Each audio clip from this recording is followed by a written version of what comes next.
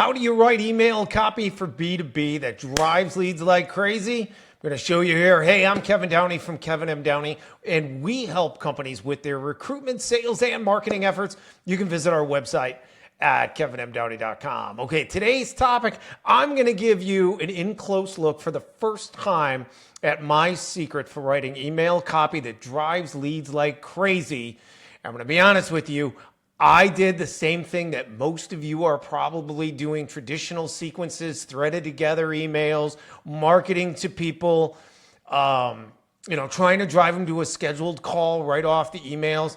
But I found out 8 years ago when I started email, after it took about a few months to learn, that doesn't work. I was looking at it and I was saying, wait, this isn't what we would do on a cold call. What we want to do is what we do on a call, right? So what do we do on a call? And so I dug in and I started to do practice calls for what we would call on with our agency. And, took that and transcribed it. And I looked at it and I said, now that's what we want to do with email, right? We want to do the front end of a cold call, right? So how does it work? And I'm going to show you. You can obviously look at the copy probably next to my thing here a little bit. But, what are we doing? What we're going to do on a cold call with outreach is say, hey, John, my name is Kevin. Curious if you have this problem. Do you have this pain point? If you do, we do X, maybe a little bit about how. This is what I want you to do next. This is what I want to do next. I'm going to send you over our information, our deck, our price list, rate card, catalog, samples. I don't care what it is.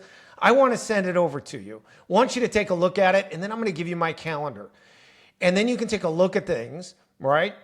And if you're interested, then you can schedule a call. So we are protecting remember, our target is trying to protect their time and their money, those two things.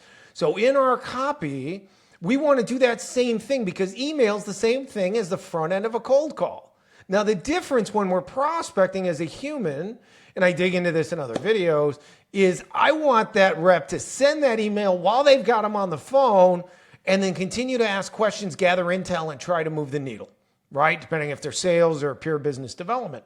But with email, we don't have that luxury, but we have the advantage of volume, right? So if we're using an email API or we're using server structure, we can send an infinite number of emails per day, thousands upon thousands, right? 6,000, we can, we run on our tech stack. We can run 30,000 outbound a day, right? And we can even scale that if we needed to. Okay, so let's take a look at the messaging in this email, right? Hi, example is their first name. Not sure if you're the right person to reach out to, but thought I would ask. Reason I'm touching base. I recruit top tier sales reps for companies. Reps can be local, in office, outside, territorial, or remote. And I can source any background experience you require. Additionally, I have remote sales and business development reps who are ready to go, starting at $1,000 a month base comp. If you'd like, I can send over different options I offer, along with rate card, PDF. And then if you want to jump on a call, we can do that. So I'm giving them the option, right? Thanks, first name. Let me know if you want me to send PDF, and we can go from there. Okay, so what are we doing there? This is exactly what we would do on the front end of a cold call, more or less. Obviously, it's got human dynamic when we're on a call, but this is a written email.